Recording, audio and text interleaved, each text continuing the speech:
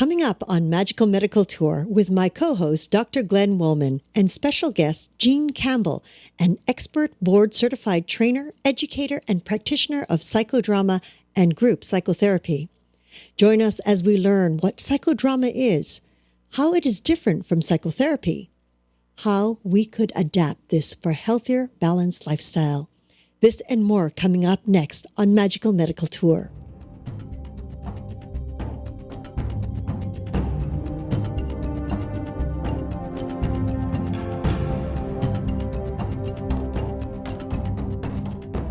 This week's episode is brought to you by Support the Mountains Herbal Parasite Cleanse. This formula targets the small and large intestinal tracts and larvae, the most broad-spectrum formula available today. 100% organic, formulated by Dr. Mikio Sankey, author of the Esoteric Acupuncture series. For 10% off your first bottle, visit shopyogahub.com and use the coupon code CLEANSE at checkout. Hello and welcome to YHTV's Magical Medical Tour. Thank you for joining us today. I'm Christina Suzuma, and with me is our wonderful medical guide, Dr. Glenn Woolman. Hi, Christina, and greetings, everyone. Welcome to Magical Medical Tour. I am Dr. Glenn Woolman, and I will be your medical guide today, along with Christina, as we travel through the healthcare galaxy, exploring ways to achieve optimal health. Today, we're doing episode 155, Psychodrama for Healing. We're going to be talking with Jean Campbell, a licensed clinical social worker. She's also a board-certified trainer, educator, and practitioner of psychodrama and group psychotherapy. We're going to find out a lot about this today. But before we do, Christina, how does our audience get in touch with us? Oh, thank you, Glenn. At any time during the show, you can feel free to ask a question or make a comment simply by scrolling down on your screen and typing it into the comment box. And you can do that anytime. A month after this show has been recorded, a year, 2 years is fine. We will definitely make a response or get it over to our special guest and have them respond. Or another way is if you are listening to the show through your device as a podcast or anything else, just give us a call at 818-LETS-TALK. 818-LETS-TALK. Thank you, Glenn.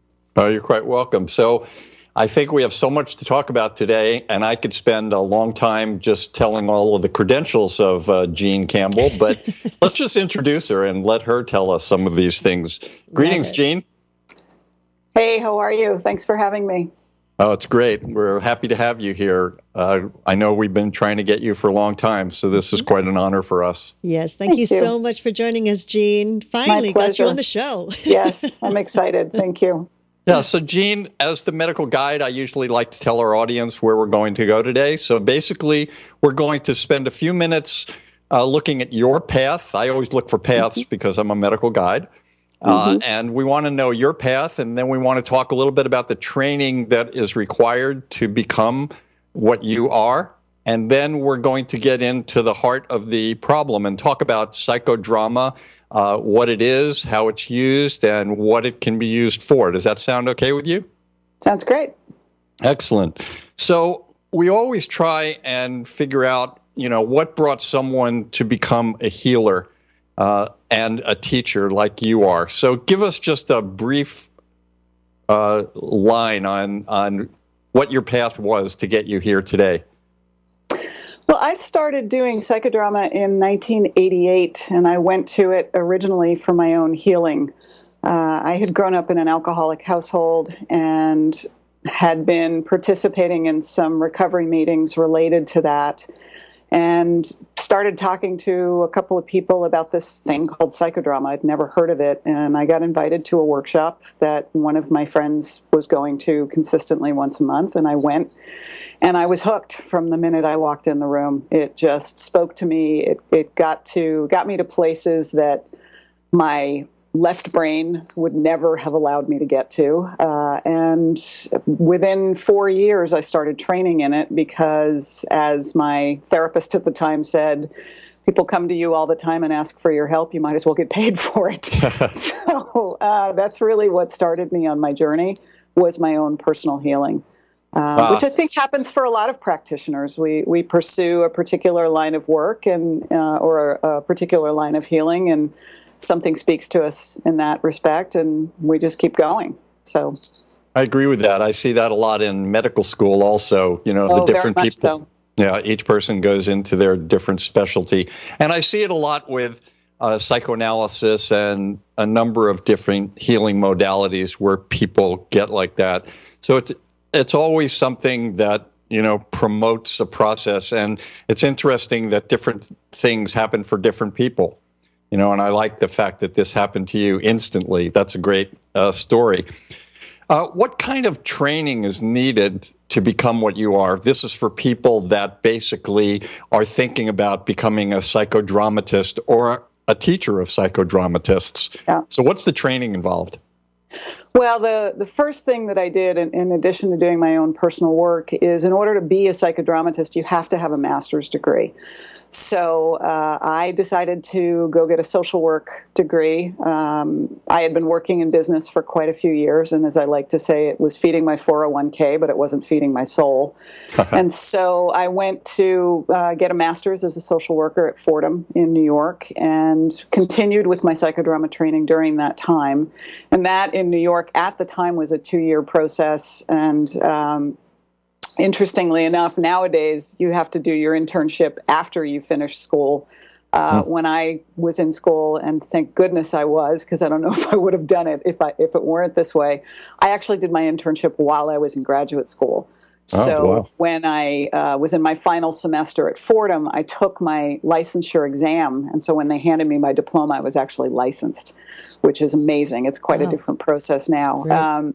But on top of my master's degree, it required, the requirement is 780 hours of training, which sounds like a lot, and it is, but there's reasons for that, because the work is so in-depth. And as I like to say to my students, it's all well and good to be able to open somebody up, but you also have to know how to close them down appropriately and help them integrate the work that they've done. And so it took me about 7 years of training. I was in an ongoing training group weekly, and then I did a lot of weekend workshops and went to conferences. And so once you acquire those hours, you have to work with both a primary and a secondary trainer who guide you, kind of like a mentor on that path, and have to facilitate at least 80 sessions of psychodrama with 40 hours of supervision, so it's a 2-to-1 ratio. And then there's a very extensive written exam. It takes pretty much, I think it's about 5.5 to 6 hours long, covering a multitude of subjects related to psychodrama, things like history and philosophy and methodology and sociometry, which I'm sure we'll talk about more. And then you have to be observed directing a session by somebody who is already a certified trainer. So it's a pretty extensive process, and some of my students have described it as walking a gauntlet. It is quite extensive, and with good reason, because I'm very protective of this modality, and there's a lot of people out there who are calling themselves psychodramatists who are not actually certified. They're calling themselves psychodramatists, and they've taken 3 or 4 courses in it or workshops, and they really get themselves into trouble and can do harm if they don't know what they're doing. So when I teach people, I'm very conscious of the importance of closure and containment and knowing that people have a strong support system. And then the other piece that I did that not everybody chooses to do is to go on to become a trainer. So there's a certified practitioner, which the credential is a CP. And then I took an additional 3 years to become a trainer in that modality. Which, again, not everybody decides to do. Some people just want to practice the modality, and some people do want to go on and teach and train. So, again, 3 years of offering trainings, again, supervision by somebody who was already a board-certified trainer, and then a whole nother exam, a whole nother on-site. It was quite a journey, but I learned a lot, and I continue to learn as a teacher because my students teach me all the time, which is quite a gift. So I hope that's not too long-winded an answer. No, that was great. I think it's important because if people are thinking about this, they need to know that. And we're going to talk a little about, people that aren't trained well and how to pick the right trainer or not trainer, but psychodramatist a little later on. But one other question that I wanted to ask you about the training, and this is not to go toward your ego, although that's psychoanalytical and not necessarily psychodrama is about as far from psychoanalysis as you're going to get. Right. I figured that. But there's, aside from the training, what type of character do you need to be? I know that you said you were influenced by the fact that you had an interesting or challenging family upbringing with alcoholic parents. But what type of characteristics in a person do you look for as a trainer that should basically be doing this kind of thing? There's really no set group of characteristics. I think people come to this work for a variety of reasons. And I think they're led to work with a variety of populations. There are some people who are psychodramatists who have a master's in education. There are some people who have a master's in divinity. There are many therapists who come to this work as well, but there's movement therapists, dance movement therapists, there's art therapists, there's experiential therapists. There's all kinds of people who come to this work. But in order to hold that space, to be a psychodramatist, I think there needs to be obviously deep compassion as a practitioner. But one of the things that I always look for is somebody who is willing to do enough of their own work. And that is part of the process of becoming a psychodramatist, because when we train, we actually facilitate each other's psychodramas.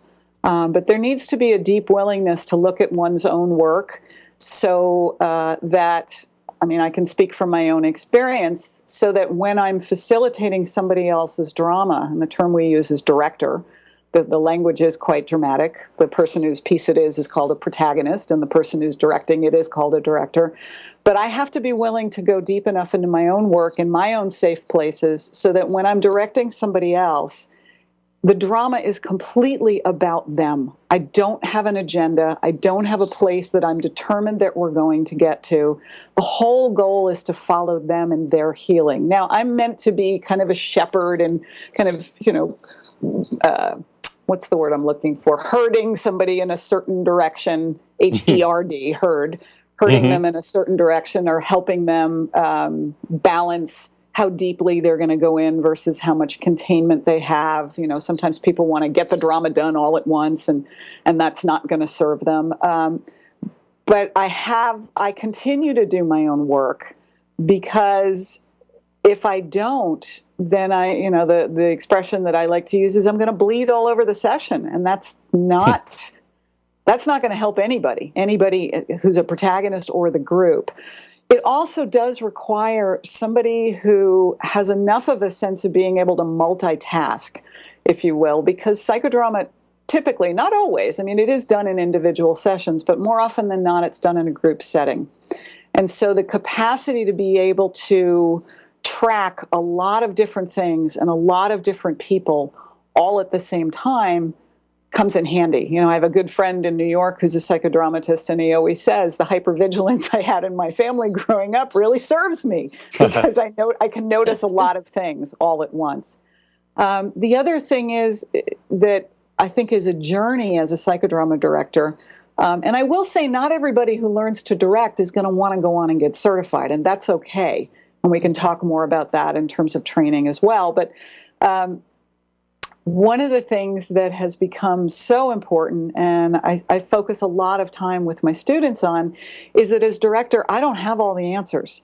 And I don't have to even know where we're going, which requires a certain level of willingness to let go and to trust the group. Because a lot of times the interventions that come from other group members, I could have never come up with, I could have never imagined, I could have never thought up, and it's their brilliance, and that's where my spiritual work comes in, because I have to trust that they're getting, they're downloading something, or they're getting some information that has been given to them and not me, and I have to trust that and say, go ahead, try it. Let's see what happens. So in the language of Jacob Moreno, who created this modality, we are all part of what he called the Godhead, which is that spiritual entity, and we are co-creating this work. That I'm holding the space and holding the group, but I'm not in charge. And anytime I think I'm in charge, we're all in trouble. And so I teach my students that over and over again. And it's a big learning curve, because when I first started directing psychodramas, I felt like I have to know, where are we going? Where are we headed? How are we going to get there? How am I going to make this happen? And now when I direct a psychodrama, I'm curious and I'm excited. And what used to scare me in the past, like, oh my God, where are we going? Now it's exciting. It's like, where are we going? I don't know. Let's figure it out together. That's great. Yeah. So that tells me, in a sense, that people that might choose to go into this have a potential of a lifetime of joy and learning in what they're doing. It's not just going to be the same old thing all the time. It's always going to be an adventure and going to edges and limits and boundaries. Absolutely. Yeah. I like that. I never expected. No, that's great. So we're using the word psychodrama, and we've used it a lot already, and it's in the title. Give us a definition of psychodrama. It's one of those modalities that's so hard to define. It's so much easier to watch because it is an action-based modality. So unlike sitting in a chair or laying on a couch, which some people do in classical psychoanalysis, it is a modality where it has three parts to it. There's a warm-up, there's action, and there's sharing. And one of the things I appreciate about this modality is that we never talk about people being resistant. We say that they're not adequately warmed up. And it's not semantic. A lot of people laugh when I say that, but everybody has a different level of warm-up and a level of willingness to move into something new and to change. And Moreno talked about the inverse relationship between anxiety and spontaneity. And when I'm highly anxious, I'm not going to be warmed up to moving into something new. My spontaneity is going to be really low. So when we help warm people up on a group level, we're physically getting up out of our chairs, moving into exercises. It could be something as simple as go talk to somebody in the room that you're curious to know more about, because we're trying to lower the anxiety level throughout. We then move to other exercises where we might set up lines in the room, continuums of, one end might represent I'm really anxious, the other end might represent I'm really excited to be here. When Christina and I are in a positive psychology training together, and we have something called ASPIRE, which stands for, and you'll have to help me out, Christina, because sometimes I forget, it's spiritual, physical, intellectual, relational, and emotional. Did I get that right? Excellent. And so we're looking at all of those aspects. We're looking at all of those aspects of where we are on each of those in our lives. And rather than, for example, talking about those with somebody, we got up and put them into action. So we did continuums on a scale of 0 to 10. Where am I spiritually today? And people will go physically stand on those spots. So the body gets warmed up and activated. And once we lower that anxiety and build people's connection and spontaneity, then we're ready to tease out the themes that are going on in the group. And from there, the group will move into, people will identify, I'm realizing that, for example, I have this issue with, for lack of a better word, my higher power, God, spirit, creator, whatever language people use for it. And maybe I need to have a conversation with that higher power. Somebody else in the group may say, I'm really struggling to get out and exercise, and I don't know what to do about that. I have these two voices going on in my head. One is yelling at me, get out and run every morning. And the other one's saying, oh, but my bed is so warm and I want to stay here. So there may be 3 or 4 people in the group who identify an issue they want to work on. And then the group is going to decide by a choice, by a show of hands, not show of hands, by doing what we call a choice in action, where we're going to put hands literally on the person whose issue appeals to us or might help us the most to explore. And I'll just, as a caveat, because I do so much work with trauma, we're always checking for comfortability with touch in that physical movement. Then we'll go into, once the group has chosen which issue we're going to work on, then the director's job is to help create that drama. So we'll make a contract with the protagonist to say, well, what do you want to get out of this piece? And so the person who's talking about the relationship with higher power might say, well, I don't understand why my higher power is putting this block in my life. And we might move into action and have the protagonist set a scene where they want to have a conversation with the higher power, choose somebody to play that role. We go through role reversal. So my higher power talks to me differently than yours does or Christina's does. And we move into action with that rather than just sitting and talking about it.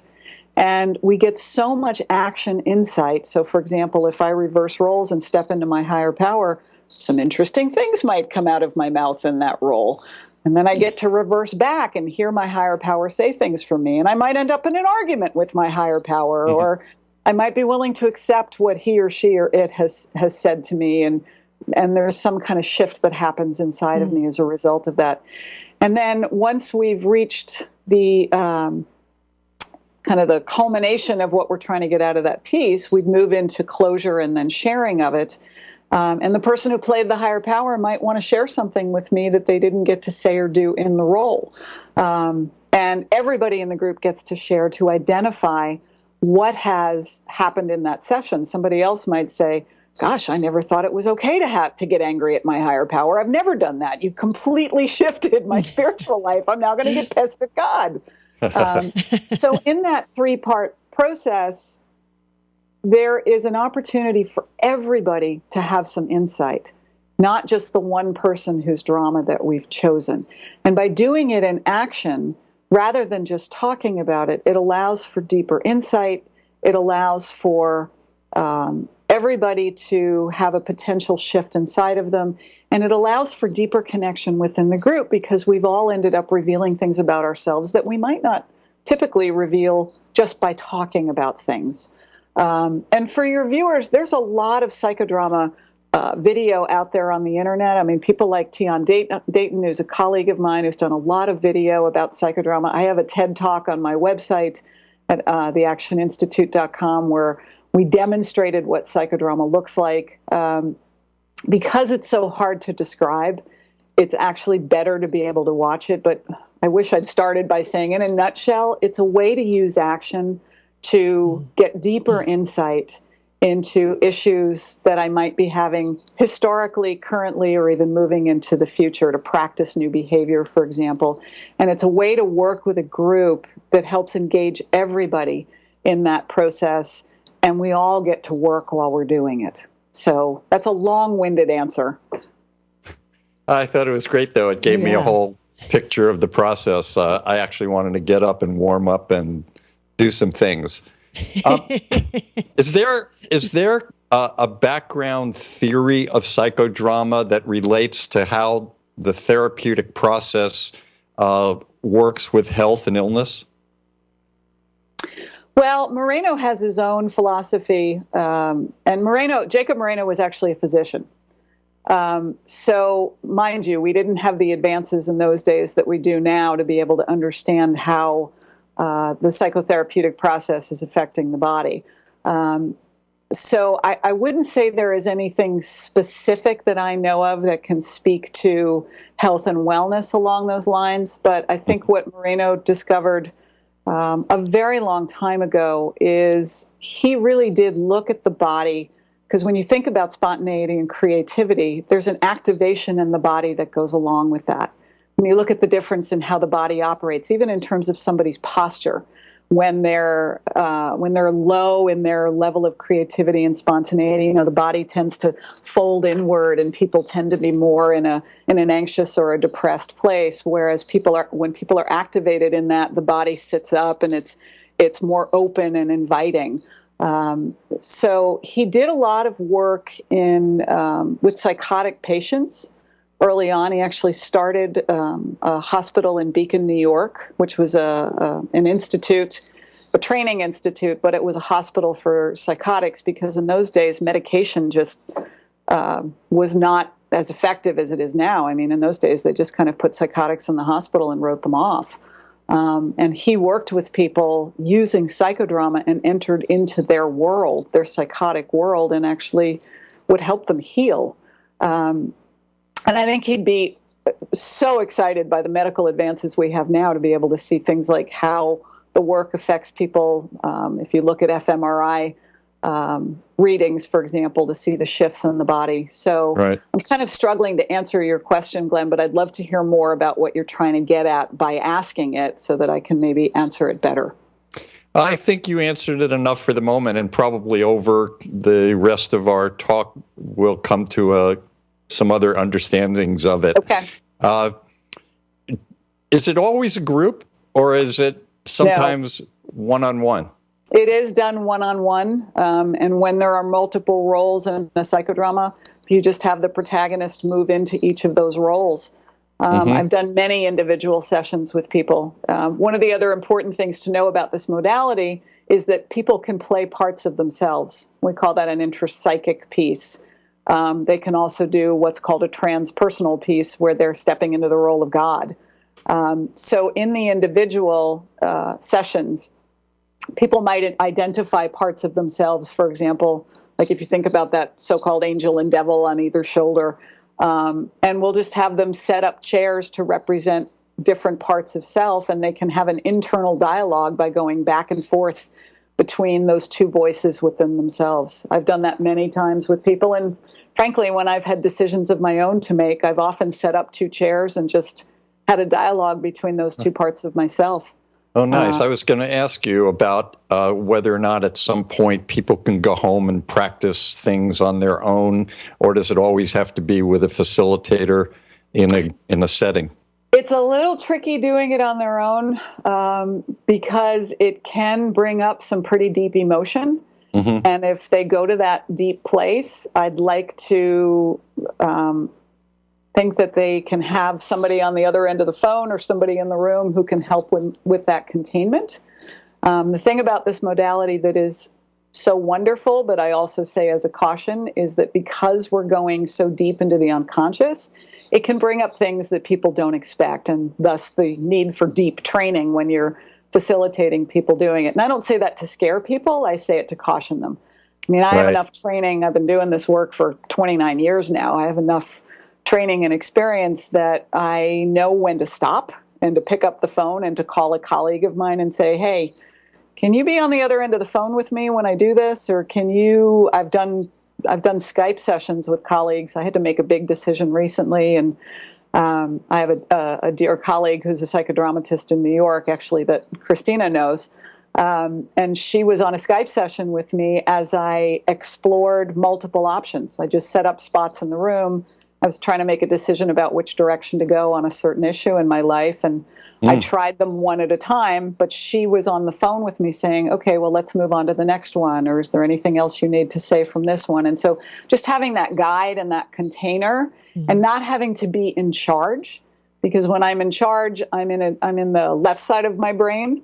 Right. But when I'm the protagonist, I'm in the right side of my brain, and I can drop deeper into my creativity and my limbic system and my emotions. So not having to have that director's hat on while I'm doing that, it gave me great freedom.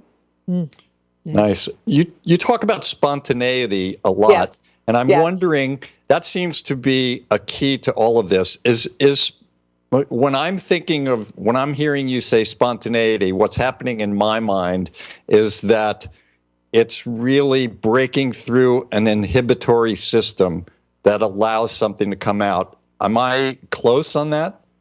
Yeah, Moreno actually, when he talked about psychodrama, he said one of the big differences between this modality and so many others is that our goal is not to lower anxiety. Our goal is to raise spontaneity.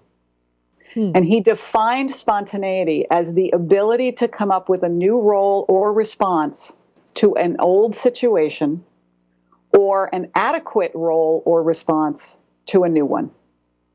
He talked about being able to expand our role repertoire. And when I say role, and roles are very important in psychodrama, when you think about your so-called social roles, the role of wife, mother, partner, daughter, sister, boss, employee, friend, colleague, cousin, sister, whatever. Some of us have stronger roles in our lives than others. So, for example, I've worked with a lot of people who feel a sense of great strength in the role of daughter or the role of sister, but then when they go to work and they're in the role of employee, they feel stymied, they feel shut down, they feel like they can't speak up. And so Moreno would talk about activating their spontaneity in the role of employee, for example. And so when we think about, one of the things I love about the language of psychodrama, we already talked about resistance versus warm-up. Moreno talked about expanding our role repertoire as, and using spontaneity, not that when we try on a new role, not that we're going to do it perfectly, but that we're going to do it adequately. It's about adequately stepping into that. So even if I don't get it right or I don't get it perfectly, at least I'm trying something new. And the beauty of psychodrama is that it's like a laboratory for trying new things. So, for example, the woman who is feeling a lack of spontaneity in her role as employee, we could set up a scene in psychodrama where she could bring in the role of her confident self. And she can practice activating that confidence with her boss or with her coworker who's given her a hard time on a project. Or she could choose somebody in the group to play her confident self so that she has that sense of what it feels like. So yes, spontaneity is key. And spontaneity is kind of that aha of, oh, wait, I want to try this new thing. And then we can step into our creativity and we can practice it. So there have been dramas that I've directed where the protagonist has, for example, had a scene with their boss where they want to speak up and they don't have the courage to do it. And so I might ask them, would it be okay if a couple of the group members come sit in your role and try something as though they're you and you can watch and see if it works? And so they might choose somebody else in the group and that person might come sit in their chair as them, take on their role and say to the boss, I don't like it when you criticize me. It would really help me if we could start this conversation by you telling me what I did well on this project. Mm-hmm. And the protagonist gets to watch that. And the person who took the role goes and sits in their seat. And I might say to them, how's that? She's like, oh, that's really scary to say that first, but maybe I could try saying it would really help me if you could tell me what I did well. Well, okay, so I'll have the protagonist go sit in their own seat again and sit in front of the boss and try that on. And then I might pull them out of the scene and say, how did that feel? Well, that felt pretty good. Okay, well, what else do you want to say? Oh, I don't know if I can say anything else. Well, let's ask somebody else from the group to come and show you what they might say to the boss. So in that laboratory, sometimes we say what we really want to say to the boss that we'd never say to the boss to get it out of our system, but we can have fun with it too. Sometimes therapy gets so serious and so heavy, and sometimes it can be really a lot of fun to sit down and say to the boss, you're a real jerk and you really suck at being a boss. Let's get it out of our system and be able to say that in a safe environment. And then I can practice what I'm really going to say to my boss. So spontaneity, we're born with it. We have it as children. And it gets so stymied because we feel like we have to say the right thing or do the right thing. It gets instilled in us at a very young age. But, I've heard a lot of mothers and fathers talk about how their child is so spirited and they don't want to breed that spiritedness. Christina's laughing because I've met her son. They don't want to breed that spiritedness out of their child, but they also want to help them learn how to exist in our culture. So Moreno really loved spontaneity and really wanted to encourage people to step into it. And psychodrama allows for that. And when we do something psychodramatically, we're not going to hurt anybody. The boss isn't in the room, or if there's something you've always wanted to say to your mother or your father or your husband or your wife or your partner, you can say it in the room and you're not going to hurt them and you can get it out of your system, right? So that you can go back to a calmer place and practice what you're really going to say and then go do it in real life. So again, a long-winded answer. I just get so excited about this stuff. This is so exciting.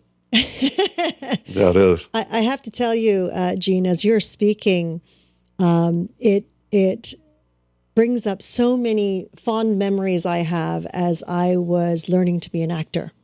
And, going to acting classes, etc. And we had that one coach, whether he knew it or not, but he broke so many of our boundaries, that our societal, cultural boundaries. And it wasn't about judgment. It was about being able to break through so that we could tap in to play these characters that was ahead of us.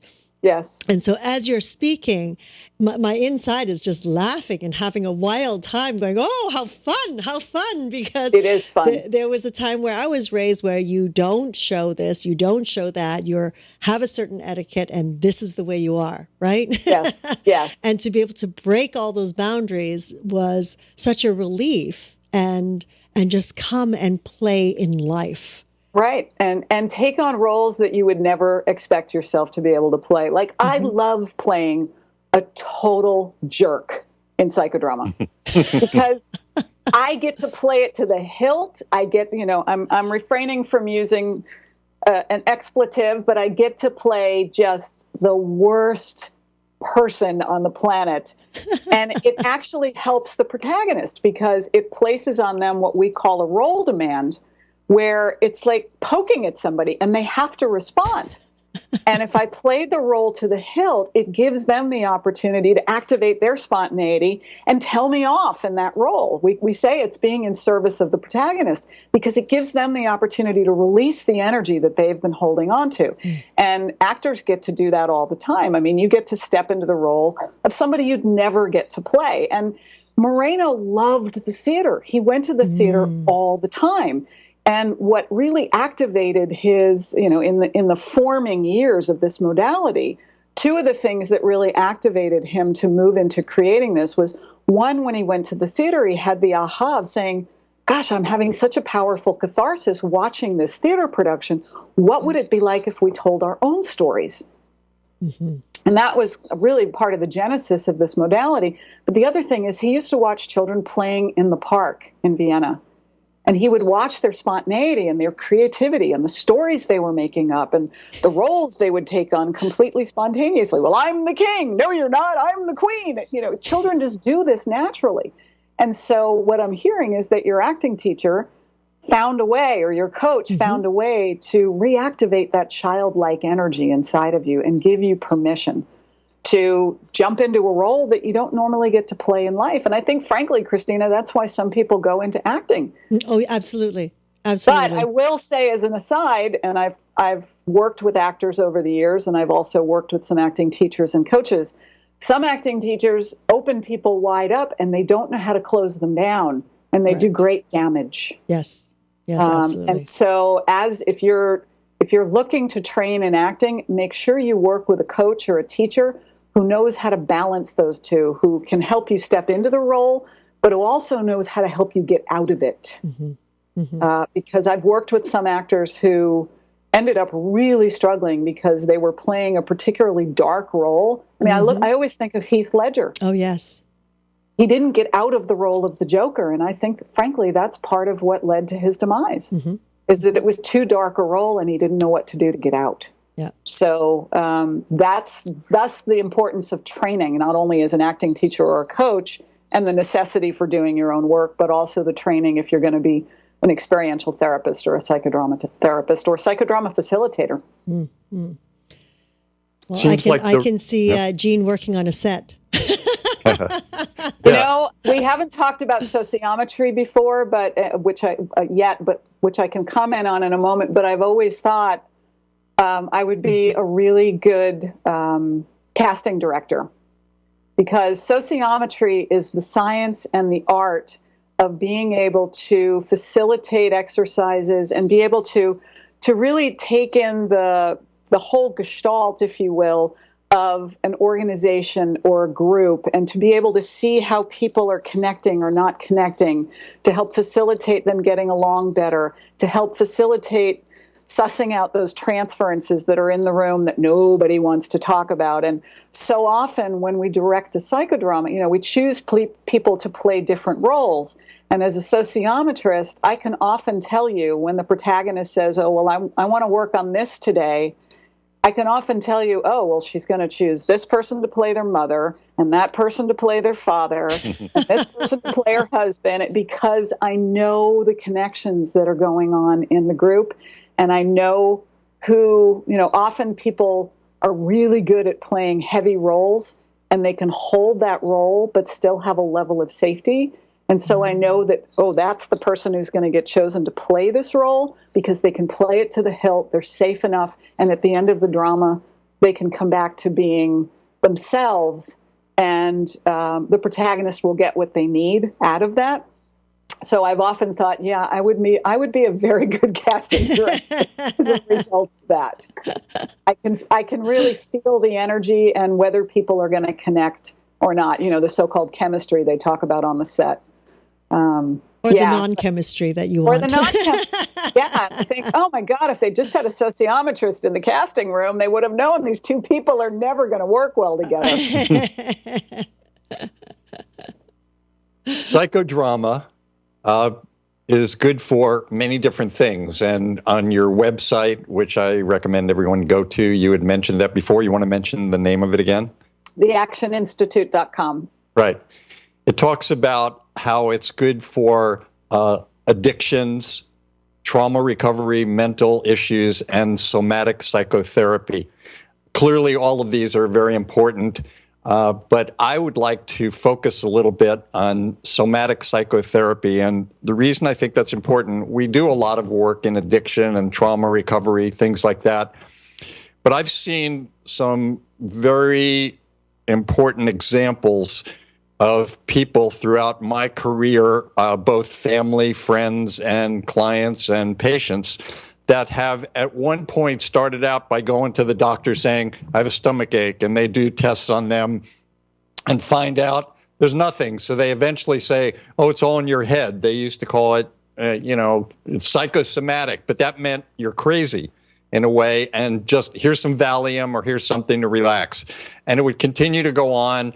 There would be tests being done that wouldn't show biomarkers, so it kept being one thing until it finally became an actual physical problem where they suddenly had irritable bowel syndrome or regional enteritis, Crohn's disease, ulcerative colitis, and then they go through all sorts of steroid enemas and eventually have surgery removing part of their colon, where it seems to me that something like this, when a doctor sees someone that looks like it's psychosomatic, where there's some level of mental process and physical process involved in it, that instead of just saying, here's Valium, they might consider saying, go to a psychodramatist and prevent something from actually becoming the ulcerative colitis. What's your thoughts on that?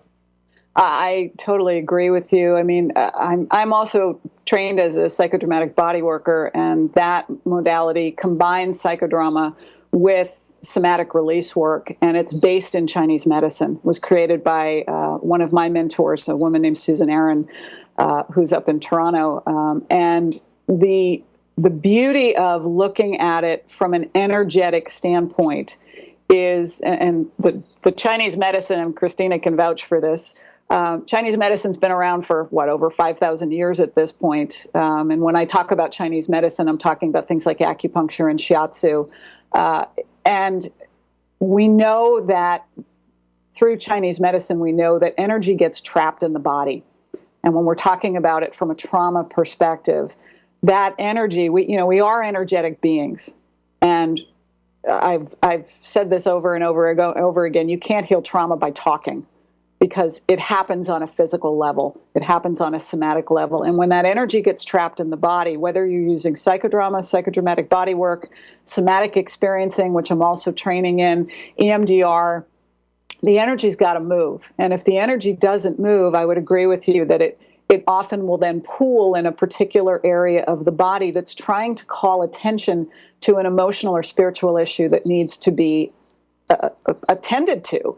And many times I've worked with people psychodramatically or using psychodramatic body work, or even now I'm starting to use somatic experiencing as well, to really just pay attention to what that energy is trying to tell us.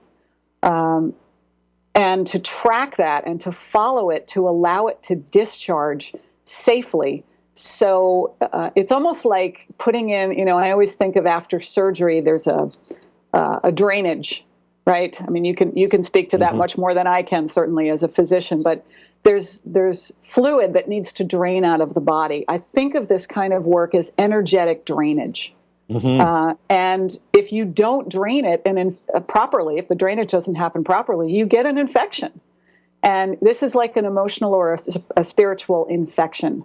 And so, for example, I'm a firm believer that when a trauma is perpetrated against someone, it's like a transfer of energy from the perpetrator to the victim. And the victim needs some way to discharge that energy. And if it doesn't get discharged, it gets stuck. And that stuckness, as you said, can eventually lead to a physical illness. And I want to be really careful to say that people don't cause their own physical illnesses that way. I think sometimes people hear what we're talking about and they think, well, does that mean I gave myself cancer? Or does that mean I gave myself Crohn's disease? That's not what I'm saying. No. Something happened in your history that led to this energy eventually leading to a disease manifesting. And I would agree with you wholeheartedly. It makes me crazy sometimes that in Western medicine, people are told it's all in your head. Well, most Western physicians, and I have tremendous respect for Western medicine, but most Western physicians aren't trained in Eastern medicine philosophies. They're not trained in the spiritual aspects of medicine. They're not trained in the emotional aspects of medicine. And they don't know often to say, hey, why don't you go see this somatic experiencing practitioner? Or why don't you go work with this person who does psychodrama, or this person who does somatic trauma release work, or this person who does EMDR, or this massage therapist who can, or there's a whole host of other energetic work out there. I'm a Reiki master as well. Go see this person who can help you tend to this energy that has gotten stuck in your body that clearly needs to move out, and see if the physical symptoms then dissipate as a result of that work. I think Eastern and Western can work collaboratively so beautifully if both are open to it.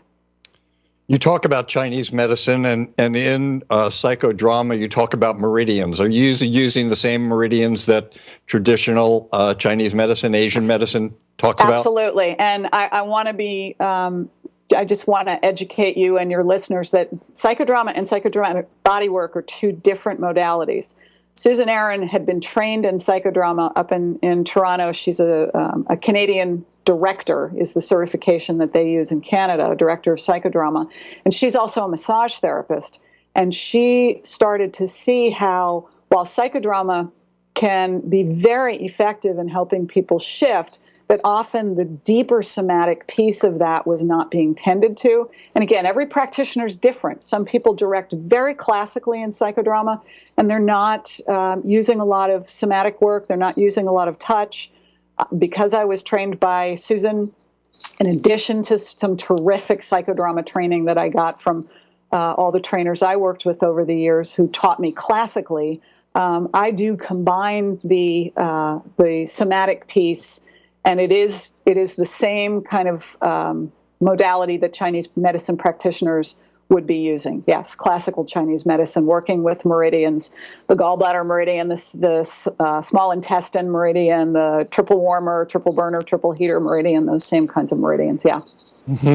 Heart constrictor, all of those. When you do this, it always seems like the person comes to you with a problem, and or the group comes with various problems. One of the things we look at on Magical Medical Tour, and I look at as a medical guide, is prevention and preparation. So I'm wondering if there's some form of psychodrama that could be used by families that don't necessarily have a problem, but learn how to, when they're sitting at the dinner table or afterwards, have some kind of role playing that they could teach their kids and families how to react to each other in a different way to prevent problems when traumas come. And part of that for me really has to do with the concept of, you mentioned earlier that children really have intuition, and it's the adults that we have to get back to their intuition, that they've blocked it. And so my question is, could there be some form of this, just like we have regular education, but then we had kindergarten and nursery school and preschool before they actually got to the education? Is there something that parents and families could actually do to prevent these problems rather than waiting for it to happen and then 20 years later you decide to become a psychodramatist? Well, I think the best thing parents can do is do their own work. So that they're clearing whatever they need to clear so that they can be in service of their children, for lack of a better word. You know, Zerka Moreno, who actually passed away last year, That's the wife of? That is the wife of Jacob Moreno. She was just a force of nature, and she wrote a tremendous amount. She trained people all over the world. And literally, even in her nursing home for the past, I don't know, she was probably in a nursing home, actually probably since about 2002, or 2000, sorry. But she wrote a book and probably a series of articles, and my fellow trainers will probably get on me for not knowing the exact references on this. But she wrote a lot about what she called the psychodramatic family. And their son, Jonathan, was the subject of that. And Jonathan actually published a book a couple of years ago called Impromptu Man, which is a wonderful biography of his father. But Zerka wrote extensively about how she used psychodrama with her son, Jonathan, to reverse roles and, for example, take on the role of the dog in the house when Jonathan thought that something was happening with the dog and the dog might want to say something. Zerka would have him reverse roles and speak as the dog. She would have him reverse roles and become the mommy, and she would become the child. And so to help children to step into those other roles and to be spontaneous, and to hold on to that spontaneity, to give them permission to continue to do that without squelching it, but helping them then balance it's kind of like my inside voice versus my outside voice with children. There are games that we can play at home, or there are things that we can do at home that we might not necessarily bring into the classroom or bring out into the world. Years ago, I worked with an extraordinary woman in my private practice when I was in New York City, and I taught my groups about doing fear releases, which are great things to do, and that is something, well, again, depending upon somebody's level of trauma history, it can be a great thing to do to release fear out of the body, where my former client used to be in the car with her children, and they'd be in the back seat in their car seats. And sometimes when she'd get into a sense of overwhelm, she'd be sitting at a light in the car, and she would turn the mirror so the children couldn't see her face, but she needed to discharge some of her own fear. And she would do it as a game. And the kids thought it was hysterical, and they loved doing it. So they'd be sitting at the stoplight, and she would say, okay, on the count of 3, and she'd count to 1, 2, 3. And all 3 of them would scream a high-pitched scream like they were coming down a roller coaster. And the body doesn't know the difference between discharging that energy on a roller coaster and discharging that energy because I'm terrified.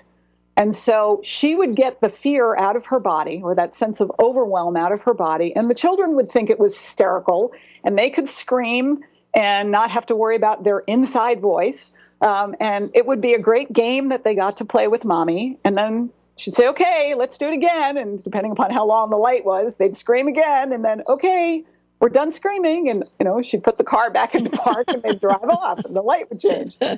Beautiful. So to find those ways to help children, again, it's about moving that pooled energy out of their body. I've never understood why we take 7-year-old and 6-year-old children and tell them they have to sit in a desk for 7 hours. It's insane.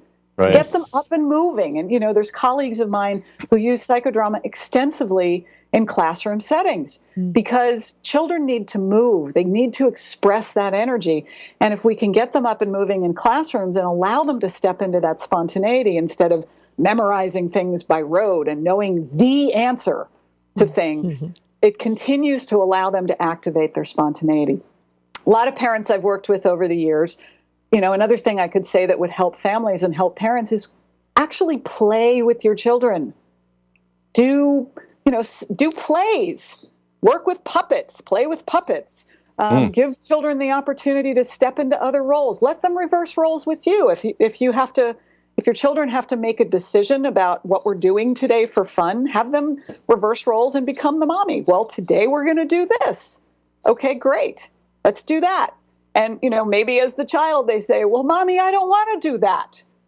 And they get to practice being the mommy. And they get to develop compassion for mom in terms of what it's like for mommy to have to deal with them when they get a little out of control, right? They get to step into the role of the other. And so to make it playful and fun, it gives children more of a sense of compassion. And Moreno believed that the way we're going to solve all of our problems in the world is to be able to reverse roles with each other. If I can understand the world from your perspective, we don't need to fight. I may agree to disagree with you, but I don't have to beat you up for it or blow you up for it. I mean, when the Cuban Missile Crisis happened, Moreno offered to facilitate a dialogue between Khrushchev and Kennedy. I mean, that's the kind of guy he was. Nice. So, in the scientific world that I live in, partially, we look for research, we look for successes and failure rates. How do we know that this actually works? Is there good research on this? And also the next part is, what's the future of psychodrama? Well, I will admit that we are not the best researchers because we're all so right-brained. We went into this line of work because we didn't want to research. I will say that some of my colleagues have done some really wonderful research, but most of it is anecdotal research, and most of it, the thing about this work, like much of the therapeutic work out there, is that it's self-reported, which doesn't hold up to the same kind of scientific standards that things like fMRIs can do, or true scientific research around levels of blood pressure and people's immune levels or blood work, that kind of thing. And, boy, do I wish I had the time and the energy to write all those grants to be doing that kind of work. I know anecdotally that people shift. I know what has shifted in my own body and in my own being over the years in terms of using this work. Some of my colleagues are making great strides to move more into doing research because it is needed. I think one of the reasons that this modality is not as well recognized as others is because we haven't done the research that we need to. And so, mea culpa on that. But I also think that there are some modalities out there that have done tremendous research, but frankly, I don't see the shifts in people on a full, what's the word I'm looking for? Again, I'll use the word gestalt, and just as an aside, Fritz Perls studied with Moreno for years, and then went off and created gestalt, which is a wonderful modality as well. But that whole being, for lack of a better term, that whole being experience of shifting, sometimes people's actions have changed, but their thoughts really haven't, or sometimes their thoughts have changed, but their actions haven't. And what I love about psychodrama is that because we're coming at it from a whole perspective, it really, the shifts are sometimes very subtle, but they're very long-term because we're practicing those new behaviors. And so in some of that self-reporting, I think we can see that people will report, I do feel differently after this weekend workshop, or I do feel differently after this 6 months of therapy, or after this year of practicing this new modality. And like I said, if there's anybody out there who wants to help me write all those grants to do research, I would sign on with that in a heartbeat. I do not profess to be a scientist. I'm fascinated by science. I have great appreciation for research, and I am not your gal to do that kind of stuff. If people are interested in things like that, some of my colleagues, like Kate Hudgens, has done a tremendous amount of research. Rory Reamer at the University of Kentucky has done some. Tom Treadwell, who's based in Pennsylvania, has done quite a bit of it. And so and my colleague Erica Michaels-Hollander has done she's really leading the charge to have us be doing more research out there. So my hat's off to them. The question that I want to ask now is, thank you for that answer. That was good. How does one decide that this is the right modality for them, and how do they find the right teacher? We only have a few more minutes, and I want to get a health tip from you. Are you talking about teaching or going for your own personal work? For therapy. Okay. Well, there is a website, psychodramacertification.org, O-R-G, where people can go and search for a psychodramatist in their area. But what I would suggest that people do, and I do this with anybody who's looking for a therapist, is go try a couple of folks. Go shop around, because the relationship is the most important part in any therapeutic process. But I ask people, what has been your psychodrama training? I don't want to hear that somebody has read about it in a book or has observed other people doing it. I want to know, who did you train with? How much training did you get? How much of your own work related to this have you done? I'm not asking a therapist to reveal their deepest, darkest secrets, but I want to know, have you been a recipient of this modality? And how long have you been training in it, and who have you trained with? And was that trainer actually a trainer of psychodrama, not somebody else who's practicing it, who's had a little bit of training? And again, we go back to intuition. Trust your gut. If something doesn't feel safe, then don't do it. There's a lot of people out there, I want to look for somebody's credentials. Are they certified?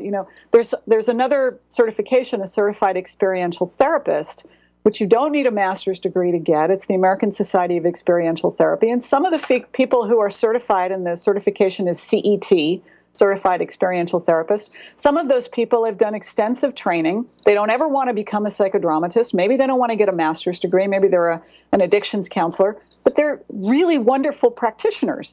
But again, I want to know, how much training have they done, and where, and with whom? It's the same kind of thing that if I come into a physician's office, I want to know, where did he or she go to med school? Are they board certified? Where did they do their residency? How long have they been in practice? What's been their experience? What's their specialty? It's all the same questions that I'm going to ask a physician. Excellent. Christina, thank you. Any thoughts, Christina, before we get a great health tip from Jean? So many thoughts. You know that, Glenn. I know that. It's like, ooh. No, I do believe this has been a really fabulous show, and I'm looking forward to this health tip. Yes, Jean. How about sharing a health tip with us? Although you've given us so many already. Yeah, I know. A health tip. I would say the health tip I want to offer today is, we're walking through a very challenging time in this country right now, regardless of what your political beliefs are, regardless of what your spiritual practice is, regardless of whether you're in therapy or not in therapy. I think if we talk about it from an energetic standpoint, there is so much energy that's flying all over the place these days. And the best health tip I can give is, and I practice this every day, is to get as centered as possible in whatever way you can, whether that's through prayer, whether that's through meditation. For me, I'm blessed to live very close to the Pacific Ocean. I go to the beach every day. I sit still. I let those negative ions wash over me. I listen to the sound of the ocean. I get quiet. I go inside, and I feel the shift in my body. For some people, it's going out. One of my dearest friends, she goes out for a run, and that's her spiritual practice, and it grounds her and centers her. Anything that people can do to come back to center, to come back to themselves before they go to work, before they interact with their children, before they get online and answer emails and come off in a way that they didn't plan on coming off in the email. And I have really limited the amount of screen time I've had in things like news sites. I mean, I'm staying current, but I know that the best way I can be of service to other people, I always think of when I get on an airplane, they tell me, put your mask on first. And I just want to remind people of that, to do that in whatever way that works best for you, in whatever practice works for you. If you don't have a practice, let yourself do some research and go out and try a couple of things and see what speaks to your body, to your heart, and to your mind. That's the best tip I can give today. And it's a great Beautiful. Grateful to our very special guest, Jean Campbell, who has shared her wisdom, experience, and expertise with us.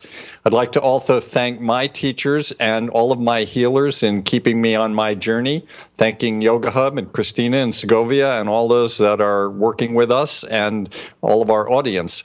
Look forward to getting together on Magical Medical Tour next time when we'll explore another quadrant of the healthcare galaxy. Thank you so much, Jean, for being with us today. And until next meeting, I wish you all optimal health. Yes, thank you so much, Jean Campbell. It's been truly an honor to have you share your expertise with our global community. And of course, to you, Glenn, Dr. Glenn Woolman, for being my wonderful co-host. And we would like to thank each and every one of you for joining us in this new platform of education and information. We're grateful for your continuous support, and we look forward to hearing your feedback on how we can serve you better.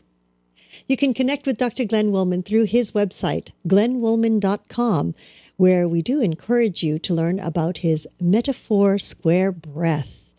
And that could be a wonderful practice as part of Jean's tip. Or you could follow him on Twitter. Oh, sorry, not Twitter, Facebook, at The Medical Guide. You can connect with Jean Campbell through her website, theactioninstitute.com. theactioninstitute.com. We hope that this moment on YHTV has supported you or a loved one in some way. We invite you to take a moment to like us or subscribe to our channel. We look forward to your feedback, comments, and suggestions anytime. Please give us a call at 818-LETS-TALK. 818-LETS-TALK. Until next time, namaste.